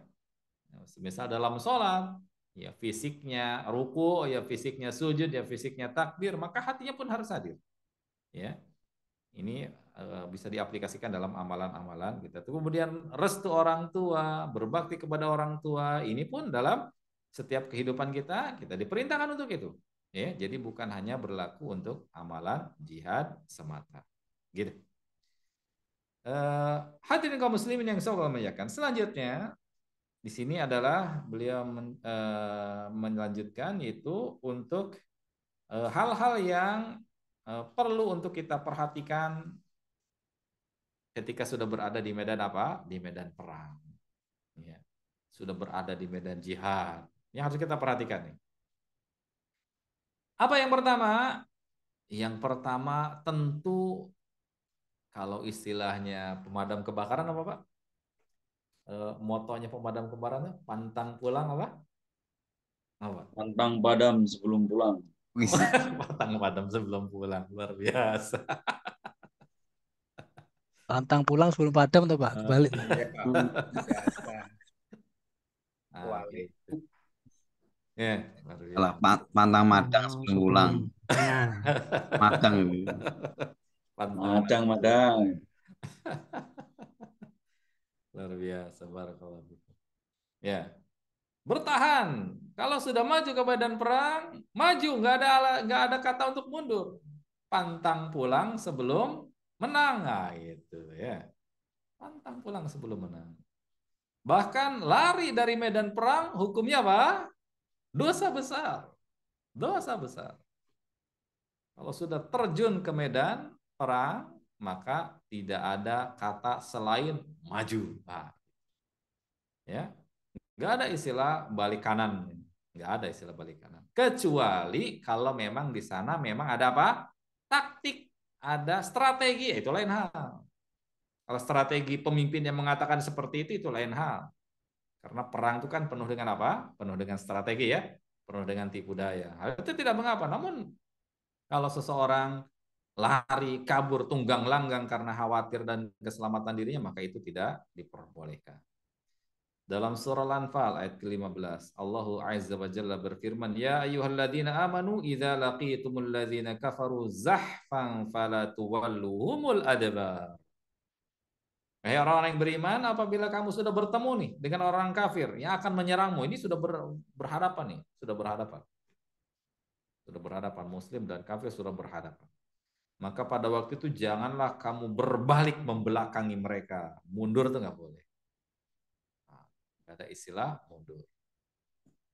Ya, bertahan, sabar dalam medan perang, sabar. Ya, ketika amalan sudah kita laksanakan, maka nggak ada istilah kata ya membatalkan amalan, balik kanan itu tidak ada. Itu pun dalam amal-amal yang umumnya yang lain pun sama seperti itu. Jangan dikasih kendor lah istilahnya. Sudah maju, ya laksanakan. Bismillah, minta pertolongan kepada Allah. Fasta'in billah. Jangan lemah kata Nabi SAW. Fasta'in billah, minta pertolongan sama Allah. Ya, karena di tengah perjuangan itu pasti banyak rintangannya, Pak. Ya, niat kita belajar Al-Quran. Jangan gara-gara karena dikoreksi terus sama Ustadz Sam nih. Ya. Waduh, nggak bisa nih. Jangan menyerah, jangan balik kanan. Jangan balik kanan. Ya. Pantang menyerah. Jangan balik kanan, maju terus. Ya, maju terus. Dikoreksi, koreksi, jalan, tenang Ustaz, koreksi lagi, jalan. Maju terus, pantang menyerah. Islam mengajarkan seperti itu. Ya, nggak ada istilah tadi balik kanan dalam ibadah. Ya. Kalau sudah komitmen dengan satu hal, fasta'in billah, minta pertolongan sama Allah, bismillah, maju. Ya, kata Nabi SAW, jangan lemah, bismillah, minta pertolongan sama Allah. Gitu ya, jangan ada istilah apa tadi, mundur, balik kanan kabur, jangan begitu. Ya, tetap walaupun dikoreksi, ditegur ya, tetap hadir, tetap bismillah, bismillah, insya Allah. Ya. Sedikit demi sedikit insya Allah akan ada progres ya, akan ada progres. Ya, jangan kemudian melarikan diri dari medan perang. Seperti itu. Kemudian yang berikutnya, hadirin kaum muslimin yang semoga dimuliakan Allah Tabaraka wa Ta'ala, yang selanjutnya adalah isi kegiatan selama berada di medan kancah peperangan itu dengan memperbanyak zikir kepada Allah Tabaraka wa Ta'ala. Ya, memperbanyak zikir. Ya, kalimat-kalimat yang terkeluar dari lisannya itu senantiasa zikir kepada Allah. Dan sekali lagi ini pun berlaku umum. Tidak hanya sebatas dalam medan Jihad dalam keseharian pun seperti itu. Apalagi sekali lagi tadi sekarang berada di momen apa? 10 hari pertama di bulan Dzulhijjah. Ya, 10 hari pertama banyak berzikir. Nabi berpesan apa? Ij'al lisanaka ratban, gitu ya. Jadikan lisanmu itu selalu apa? Selalu rutob, selalu basah lisanmu itu. Basah dengan apa? Zikir kepada Allah. Terus dalam setiap kehidupan kita. Kita beraktivitas, berangkat dari mulai bangun tidur, kita udah baca doanya. Apa doa bangun tidur, Pak? Doa bangun tidur apa? Alhamdulillah, Masya Allah. Jadi Pada ayana baca tapi pertama ditutup mic-nya, tapi saya insya Ramadhan Allah yang kedengaran. lain masuk. Alhamdulillah ya, bangun tidur. Memuji Allah. Ya, memuji Allah dengan nikmat yang luar biasa bisa dibangunkan dari tidur ya. Betapa banyak orang yang tidur kemudian gak bangun lagi dan kemudian kita dibangunkan oleh Allah, memuji Allah, bersyukur kepada Allah. Alhamdulillah, segala puji bagi Allah. Alladzi ahyana ba'da ma amatana wa ilaihi nusyur. Deh. Banyak dari mulai kita bangun tidur kita berzikir. Lalu bangkit ke kamar mandi, berjalan. Apa zikirnya, Pak? Ke kamar mandi? Wah, zikir lagi tuh. Bismillahirrahmanirrahim. Allahumma inni apa? A'udzubika minal khubuthi wal khaba'ith. Masuk kamar mandi. Kita menunaikan hajat bersih-bersih. Keluar dari kamar mandi baca doanya apa? Ghufranaka. Alhamdulillah, Masya Allah. Pada hafal ya, Alhamdulillah. Kemudian tentu kan dari kamar mandi kita pakai baju ya? Pakai baju. Maka doa pakai baju apa? Alhamdulillah, pada hafal ya. Masya Allah. Sambil berkaca lagi ya. Berkaca ada doanya, Pak. Alhamdulillah, pada hafal semua. Selalu berzikir tuh. Alhamdulillahilladzi kama santakal kifahasin khuluqi. Baca doa tuh sambil nyisir. Baca doa, pakai baju baca doa. Kemudian setelah itu apa? Sholat. Doa lagi dipenuhi dengan doa. Ya, kemudian kita memulai mungkin dengan sahur atau dengan sarapan, baca doa lagi ketika hendak makan gitu ya. Praktekkan dan amalkan sunnah Nabi Shallallahu Alaihi Wasallam. Kemudian selesai makan baca doa lagi. Wah, dikir terus tuh Pak. Ya, selesai makan baca doa lagi. Bahkan sampai berangkat keluar dari rumah baca doa apa keluar dari rumah Pak? Bismillahirrahmanirrahim. Tawakkaltu 'ala Allah la haula wala quwata illa billah. Kemudian naik kendaraan, baca doa lagi. Bapak naik kendaraan apa doanya, Pak? Masya Allah, udah pada hafal semua ya di luar kepala ya. Naik kendaraan. Ya. Ada hal yang menarik nih, yang unik nih dalam hadis doa naik kendaraan. Silakan bisa merujuk kitab Syama'il Muhammadiyah ya. Karya Imam Abu Isa Tirmidzi rahimahullah. Di bab tersenyumnya Nabi Shallallahu alaihi wasallam. Di sana dibawakan hadis dari riwayat Ali bin Abi Thalib radhiyallahu anhu, Ali bin Abi Thalib radhiyallahu taala anhu, di mana Nabi Shallallahu alaihi wasallam atau Ali bin Abi Thalib dari riwayat itu boleh membaca beberapa doa. Satu di antaranya apa? Pertama ketika kakinya naik ke injakan kendaraannya. Apa yang diucapkan? Bismillah. Lalu ketika sudah sempurna duduk di atas kendaraan apa? Alhamdulillah. Lalu setelah itu baca apa? Subhanalladzi sakhkhara lana hadza wa ma kunna lahu muqrinina wa inna ila rabbina lamunqalibun. Kemudian baca apa? Ya, baca apa? Tahmid ya. Alhamdulillah, alhamdulillah, alhamdulillah. Kemudian apa? Takbir 3 kali. Allahu akbar, Allahu akbar, Allahu akbar. Kemudian baca Subhanaka inni dzalamtu nafsi faghfirli fa innahu la yaghfiru dzunuba illa anta. Selesai di situ, Ali bin Abi Thalib pun tersenyum. Ya. Lalu periwayat dari Ali ini heran. Loh, kenapa beliau tersenyum? Kata Ali bin Abi Thalib apa? Karena saya melihat Nabi setelah baca itu tersenyum. Saya melihat Nabi setelah baca doa itu tersenyum. Maka saya pun ikut tersenyum. Jadi di antara adab naik kendaraan adalah tersenyum. Nanti diamalkan ya. Ali bin Abi Thalib melihat Nabi SAW setelah baca doa itu beliau tersenyum. Maka beliau pun mengamalkan tersenyum. Nah, gitu ya. Walaupun ada yang mendasarinya, tapi intinya tersenyum. Intinya tersenyum, gitu ya. Jadi dipenuhi dengan apa? Doa tuh, doa gitu ya. Sampai di jalan banyak zikir, banyak mengingat Allah, ya, bertakbir, bertahmid, tahlil itu ya, panjang jalan Allah. Ya. Maka kalau sudah seperti itu lalu lintas tuh udah berasa apa Pak? Nyaman lah ya. Kalau semua orang yang di jalan itu zikir, wah Allah Akbar, udah nggak akan, insya Allah nggak akan terasa lelahnya, capeknya, macet-macetan gitu ya. Sumpah serapah itu akan hilang tuh ya. Insya Allah. Nah itu, ini keutamaan dari ini. Jadi berjuang, bukankah kemudian kita keluar dari rumah untuk berangkat ke tempat kerja kita itu adalah merupakan salah satu dari jihad? Oh, iya, Pak. Jihad mencari maisha. Maka penuhi waktu-waktu kita dari mulai berangkat sampai pulang kembali dengan apa? Banyak zikir. Di jalan banyak zikir, banyak baca doa, banyak istighfar, baca sayyidul istighfar. Wah, luar biasa. Ya, kalau sudah seperti itu sibuk dengan ibadah, maka insya Allah tidak akan ada momen dan waktu yang sia-sia untuk apa cari-cari aib kesalahan orang. Nah, sibuk dengan amal soleh. Insya Allah. Baik. Sampai jam berapa nih Pak? Kebanyakan ya saya kelamaan ya. 21 les. Udah lewat ya Pak ya? Ya kita spare lagi 5 menit lagi Ustaz. Masih ada 2 poin atau 3 poin kayaknya. Bisa ya? Siap. Ya.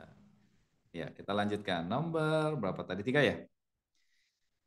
Nomor 3, taat kepada Allah dan Rasulnya tanpa menentang perintah keduanya, jelas ya. Ini pun berlaku dalam kehidupan kita secara umum. Ketaatan kepada Allah, ketaatan kepada Rasulnya harus kita dahulukan. Ya, berlaku secara umum, bukan hanya sebatas di medan jihad. Kemudian yang keempat, menjauhi pertikaian dan perselisihan. Nah, ya, karena jelas itu akan apa? Merusak barisan, merusak kekompakan gitu ya. Merusak tubuh kaum muslimin, banyak perselisihan. Ya, jelas ini pun dalam kehidupan kita dijaga dengan baik. Ya, tadi di masjid di Al-Ikhlas ba'da maghrib kita bahas adab julus ya, dan bermajelis, adab duduk dan bermajelis. Betapa di sana diajarkan bagaimana tata cara kita bermuamalah dengan sesama kaum muslimin untuk menghindari hal-hal yang bisa mengganggu kaum muslimin. Nah, gitu ya. Seperti itu. Tujuannya untuk menjadikan dan menyatukan kaum muslimin. Yang kelima atau yang terakhir di sana adalah sabar, tabah, sekali lagi. Karena ini adalah perjuangan, maka sabar adalah salah satu kendaraan seorang yang jihad. Sabar itu adalah kendaraan bagi mereka orang-orang yang beramal soleh. Sebagaimana kita ketahui, sabar terbagi menjadi apa? Jadi 3 ya. Sabar dalam menjalankan perintah Allah, sabar dalam meninggalkan larangan Allah, dan sabar dalam menghadapi apa? Ketetapan Allah tabaraka wa ta'ala atau takdir Allah tabaraka wa ta'ala. Ini semua sabar. Sabar dalam berjihad, ya, tabah, siap mati bahkan. Ya. Karena surga itu berada di bawah apa? Kilatan-kilatan pedang gitu ya. Jadi kalau sudah masuk ke medan jihad, maka sejengkal lagi seseorang akan atau kita akan mendapatkan apa? Predikat syahid, dan berarti itu adalah surga berada di depan kita. Nah, tinggal luruskan niatnya. Wallahu taala a'lamu bissawab. Ini adalah merupakan pembahasan kita di bab jihad, yaitu pembahasan terkait dengan poin hal-hal yang harus diperhatikan selama di medan perang atau selama berjihad. Wallahu a'lam bishawab. Ini yang bisa saya sampaikan. Semoga bisa dipahami dengan baik, dan tentunya semoga Allah Rabbuna Azza wa Jalla menganugerahkan kepada kita taufiknya agar kita bisa dan mampu serta dimudahkan dalam menjalankan atau mengamalkan ilmu yang sudah kita dapati bersama. Amin Allahumma amin. Kembali selanjutnya saya serahkan kepada Pak Moderator. Silakan. Masya Allah, terima kasih Ustaz atas pemaparannya. Bisa ya, salah bermanfaat kita. Bagi Bapak Ibu yang ingin bertanya, mohon dipersilahkan. Bisa langsung mau bertanya atau lewat chat, silakan.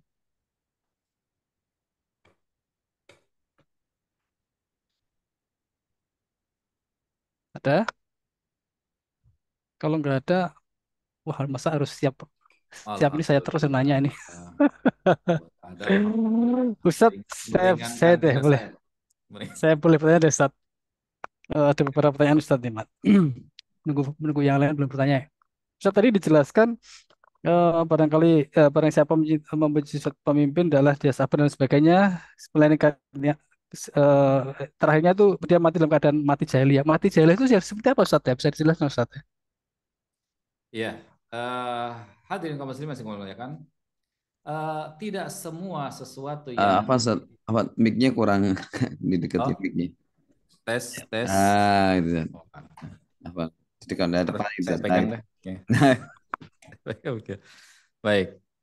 Eh, Tidak semua di dalam konteks atau dalam syariat kita ketika disebutkan di sana masuk kategori jahiliyah lalu kemudian ia berarti telah kufur keluar dari Islam, tidak seperti itu. Ya, tidak seperti itu. Karena di sana ada beberapa hal yang kalau pembahasan apa namanya nawaqidul Islam itu kan banyak ya. Tidak semua hal yang masuk kategori di sana jahiliyah lalu kemudian orang itu dikatakan keluar dari ranah keislaman, tidak seperti itu. Ya, itu perlu apa namanya ada pembahasan khusus dalam masalah itu, berat ya. Namun intinya ini adalah perangai yang tercela yang harus dihindari. Perangai yang tercela yang harus dihindari. Karena ketaatan dan kepatuhan kepada pemimpin adalah sebuah keniscayaan. Sebuah keniscayaan. Kemudian ya apalah manfaat dan faidahnya ketika seseorang apa namanya menjadikan atau dia berbaiat kepada seorang pemimpin lalu kemudian pemimpin itu tidak dia patuhi, apa faidah dan manfaatnya kalau seperti itu. Seperti analogi tadi yang disebutkan dalam sholat ya. Nah itu ju'ilal imamu liyu'tama bihi, imam itu atau pemimpin itu jadikan untuk kita patuhi, untuk kita menyempurnakan ibadah dengannya. Nah gitu. Allahu a'lam bishawab. Baik, Ustaz. Terima kasih Ya. Ustaz. Yang lain ada barangkali Bapak masih ada 13 menit. Nah, ini ada Ustaz dari Pak Junir nih. Assalamualaikum, untuk isu Palestina, kira-kira siapa yang bisa dianggap pemimpin Muslimin saat ini yang bisa menggerakkan negara Islam untuk membela Palestina? Mantap. Betul Ustaz. Masya Allah. Luar biasa. Ya. Ya tentunya kita berdoa kepada Allah Tabaraka wa Ta'ala ya, untuk menjadikan saudara-saudara kita di sana di Palestina diberikan oleh Allah Tabaraka wa Ta'ala kekuatan, ketabahan, serta kemenangan. Ya, kemenangan. Baik. Hadirin kaum muslimin yang semoga Allah muliakan. Allahu Rabbuna Azza wa Jalla berfirman di ayat yang tadi, belum ya, tadi belum singgung ya. Di surah At-Taghabun ya. Fattaqullaha mastata'tum. Bertakwalah kepada Allah Tabaraka wa Ta'ala sesuai dengan kadar maksimal kemampuan diri kalian. Nah sekarang kita berkaca dengan kondisi saudara kita di Palestina ini. Saudara kita di Palestina kita tahu tentunya, ya persaudaraan kita dengan mereka adalah seperti satu tubuh. Ya, Nabi SAW menganalogikan seperti itu. Yang itu artinya ketika ada salah satu dari bagian tubuh kita yang terkena sakit, maka kita akan merasakan sakitnya juga. Penderitaan mereka adalah penderitaan kita. Apalagi kalau kita bicara histori ya, bukankah Palestina adalah negara pertama yang mengakui kemerdekaan Indonesia ya?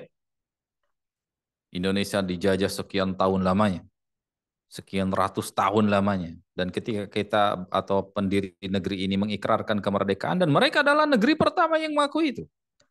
Jadi secara histori ya punya keterikatan yang besar dengan mereka, gitu ya.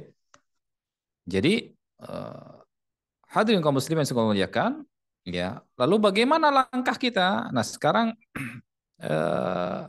dengan menyikapi kondisi kita atau berkaca dengan kondisi kita di sana di Palestina, maka kita jangan terlalu banyak apa tuh namanya berharap kepada orang lain selain daripada Allah Tabaraka wa Ta'ala.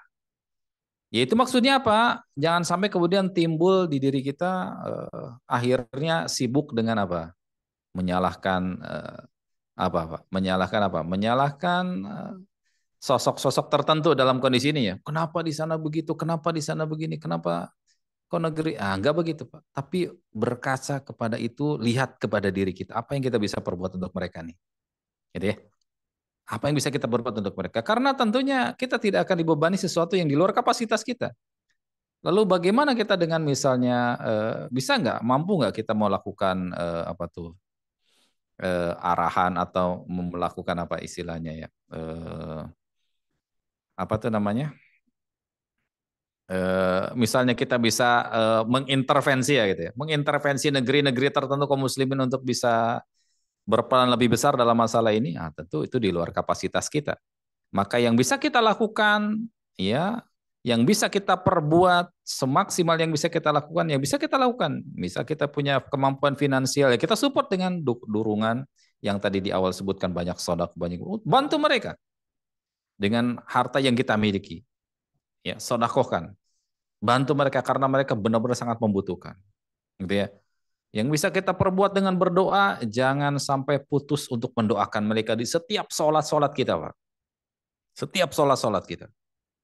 Di setiap sholat-sholat kita, kita doakan mereka. Allahumma ansur ikhwananal muslimin fi Filistin. Doakan terus.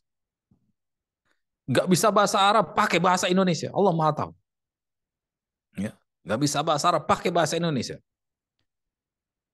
Dalam setiap itu sebagai bukti bahwasannya kita saudara mereka. Saudara seiman. Buktikan dengan itu. Jangan kemudian kita sibuk dengan menyalahkan negeri-negeri tertentu, namun kita sendiri sebetulnya minim dalam aksi, minim dalam doa, minim dalam itu keliru juga. Ya, maksimalkan dengan kemampuan yang ada dalam setiap diri kita. Banyak berdoa, banyak meminta kepada Allah di waktu-waktu kita yang mustajab, berdoa minta kepada Allah, ya Allah bantu tolong saudara-saudara kita di Palestina. Ya, bantu saudara-saudara kita di sana, berikan kemenangan, berikan pertolongan.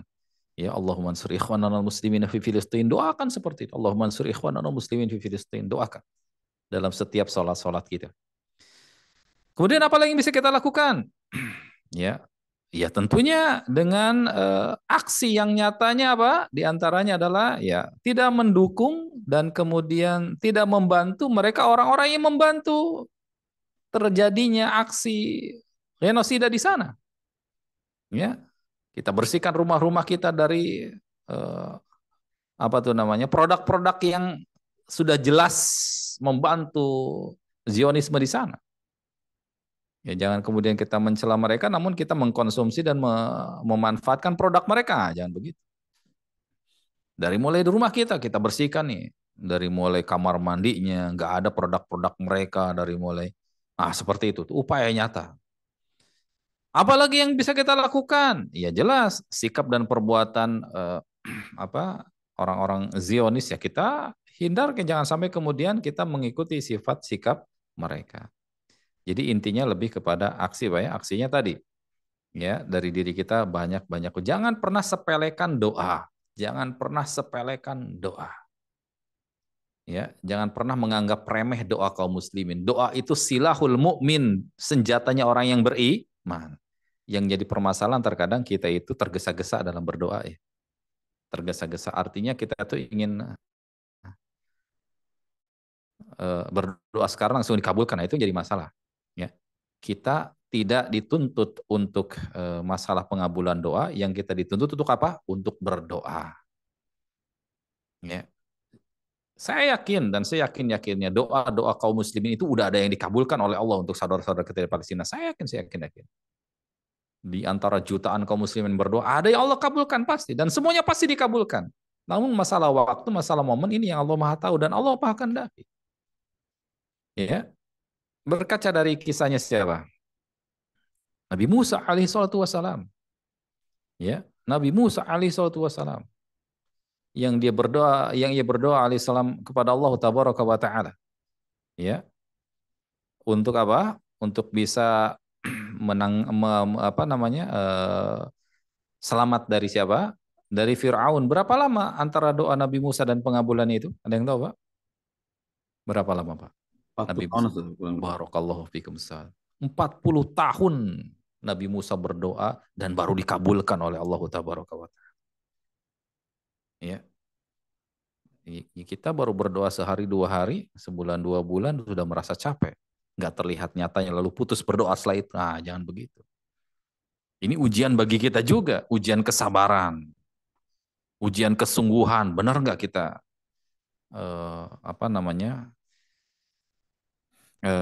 menganggap mereka adalah saudara kita? Jangan sampai kemudian kita malah justru tidak seperti ini. Tidak bersungguh-sungguh. Harus bersungguh-sungguh. Jangan kemudian ingin tergesa-gesa.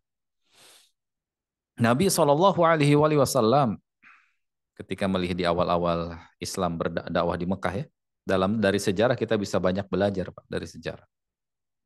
Ya, ketika keluarga Ammar bin Yasir ya adalah merupakan syuhada pertama dalam dakwah Islam. Ya, namun Nabi SAW ya tidaklah kemudian mengabulkan perintahnya untuk berdoa meminta kepada Allah agar dilaknat dan dihancurkan, dibinasakan kaum musyrikin Quraisy pada waktu itu, kan enggak begitu. Kata Nabi SAW, jangan sampai kalian menjadi umat yang tergesa-gesa. Ya, intinya diisi dengan kesabaran. Wallahu a'lam bishawab. Terima kasih Ustaz atas jawabannya. Yang lain apa Pak? Ya Bapak atau Ibu barangkali? Masih ada 5 menit, 4 menit. Ada juga? Ya udah, saya isi lagi. Satu lagi Ustaz. Mau ingat tadi, Ustaz tadi sempat menyampaikan tidak boleh terkait pemimpin tadi ya, tidak boleh apa sih larangan mendahului imam Ustaz dalam sholat Ustaz. Ya. Nah, itu kadang-kadang kita lihat misalkan dari awal ya, amin, kadang-kadang ustaznya belum, imamnya belum, kita amin gitu. Kemudian gerakan ruku ataupun sujud lah itu memang banyak kita saksikan apa namanya bersama ya Ustaz. Mungkin kalau mendahului enggak ya, ya ada satu dua saya lihat tuh mendahului. Tapi kadang bersama itu batasnya di mana Ustaz ya? Batasannya. Misalkan amin gitu kita harus nunggu imamnya dulu amin baru kita amin atau gimana Ustaz ya? Bisa Baik. dijelaskan? Masya Allah, barakallahu fikum. Syukur atas pertanyaannya. Hadirin kaum muslimin yang segala Allah tabaraka wa ta'ala, batasan gerakan dalam salat adalah kesempurnaan salat itu ya. Misal kalau imam ruku' dan kita sudah melihat sempurnanya ruku' imam, maka pada waktu itu kita apa? Turun ruku'. Demikian pula sujud, ketika sudah melihat sempurnanya sujud imam, Allahu Akbar, dan terlihat imam sudah sujud, maka baru kita turun sujud. Maka dalam pelaksanaan sholat kita laksanakan seperti itu. Nah, termasuk dalam masalah amin. Nah, bagaimana nih amin? Maka ketika kita sudah mendengar imam sudah mengucapkan gitu ya. Nah, pada waktu itu kita mengikuti amin gitu ya. Jadi kalimat amin. Nah, kita misalnya imamnya pakainya a-nya bacanya lebih dari 2 harokat misalnya ya. Amin, nah gitu. Ya, maka pada waktu itu ketika imam sedang baca maka boleh kita ngikutin amin gitu ya. Kalau memang aminnya dibaca panjang, tapi kalau misalnya aminnya dibaca singkat, ringkas gitu ya. Amin, maka setelah imam kan jedanya hanya berapa sekian detik gitu ya. Nah, pada waktu intinya jangan mendahului imam. Jangan mendahului imam. Kalau imamnya gerakannya sudah sempurna maka kita ikuti. Gitu. Ya, wallahu a'lam bishawab. Baik Ustaz, karena waktu juga hampir habis, nggak ada pertanyaan lagi. Maaf Pak Ustadz. Oh ada lagi nih Pak Warsono. Pak Yudi, Iya, monggo ya, silakan. Yudi. Iya. Terkait yang sama tadi, terkait sama sholat ya. Oh iya.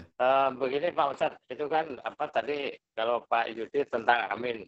Dan kalau saya pernah mendengar bahwa saat tasahud awal atau akhir itu kan ada imam yang telunjuk jari diangkat dari awal, ada juga yang di tengah-tengah itu ya.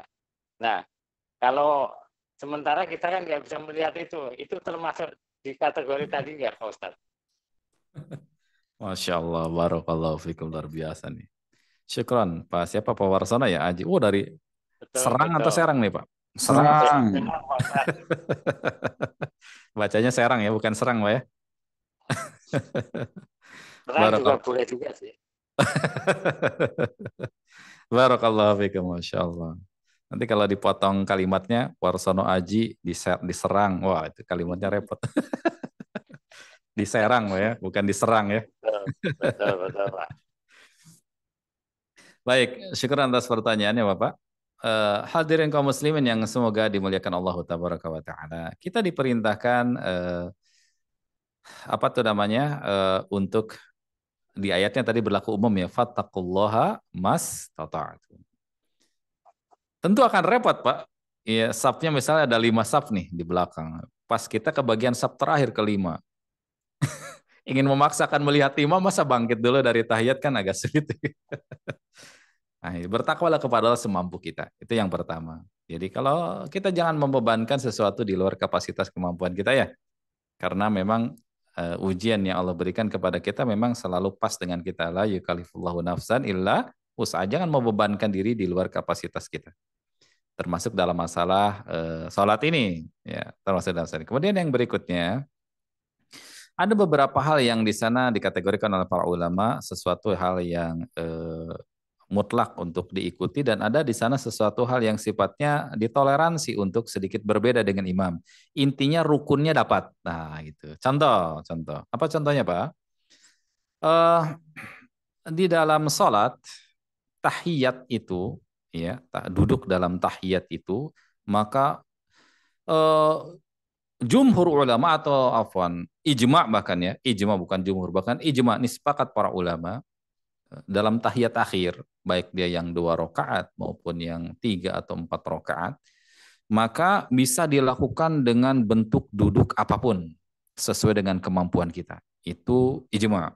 Duduknya bisa dilakukan dengan metode duduk apapun ya sesuai dengan kemampuan kita. Gitu ya.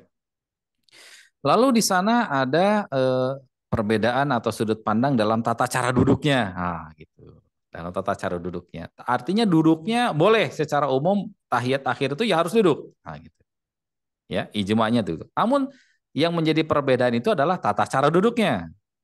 Ada yang duduknya apa? Tawarruk. Tawarruk itu apa, Pak? Terakhir. Ah, Masya Allah. Ada yang duduknya berarti mohon maaf di atas Iftiras.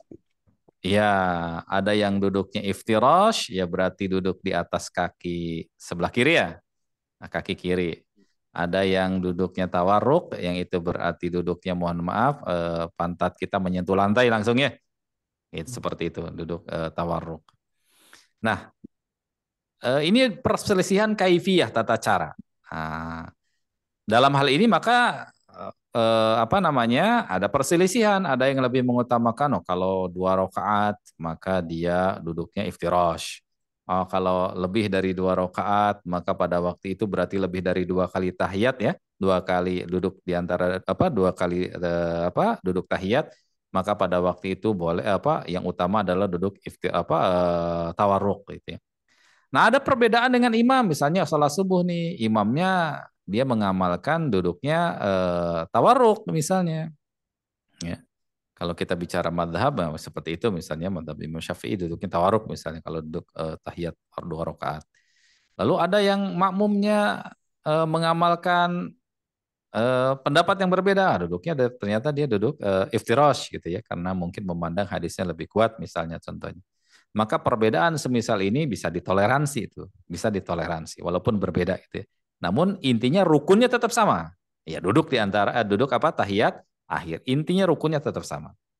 Gitu. Walaupun tentu yang afdal adalah mengikuti secara sempurna imam. Kalau imamnya iftirash ya udah, kalau imamnya tawarruk ya ikut tawarruk. Walaupun kita berbicara seperti itu yang afdal. Namun perbedaan dalam hal itu maka ditoleransi. Nah, ini kembali ke tadi konsep pertanyaan Pak Warsono ya. Kalau kita tidak mengetahui bagaimana menunjuknya apakah dari awal atau pas tasyahud ya tidak perlu membebankan diri Pak ya. Ya kita yakini misalnya tasyahudnya adalah dengan berisyarat dari awal ya udah kita laksanakan itu. Jangan membebankan di luar kapasitas kemampuan pengetahuan kita. Wallahu a'lam bishawab. Wallahu kurang gitu Pak Warsono. Baik, Pak Ustadz. Terima kasih. Sama-sama Pak. Masya Allah. Terima kasih Pak Warsono tambahan pertanyaannya. Nah, itu juga jadi pertanyaan kemarin saya itu. Alhamdulillah beliau menanyakan. Masya Allah. Terima kasih. Ustadz Saya juga sudah ngetik dari awal tadi, cuman nggak kekirim. ya dikirim ya. Salah kirim, Ya, Pak. Salah kirim. dulu langsung bisa terjawab. Alhamdulillah. Ya, karena waktu juga udah selesai, udah habis. Terima kasih Ustadz Didin udah meluangkan waktunya lebih ini.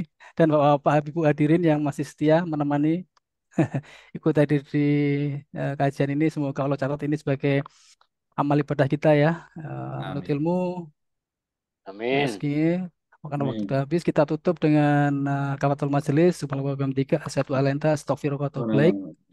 Assalamualaikum warahmatullahi wabarakatuh. Waalaikumsalam Waalaikumsalam warahmatullahi wabarakatuh. Undur diri ya, mohon pamit Bapak semuanya. Assalamualaikum. Waalaikumsalam warahmatullahi wabarakatuh. Waalaikumsalam warahmatullahi wabarakatuh. Ya, mohon pamit.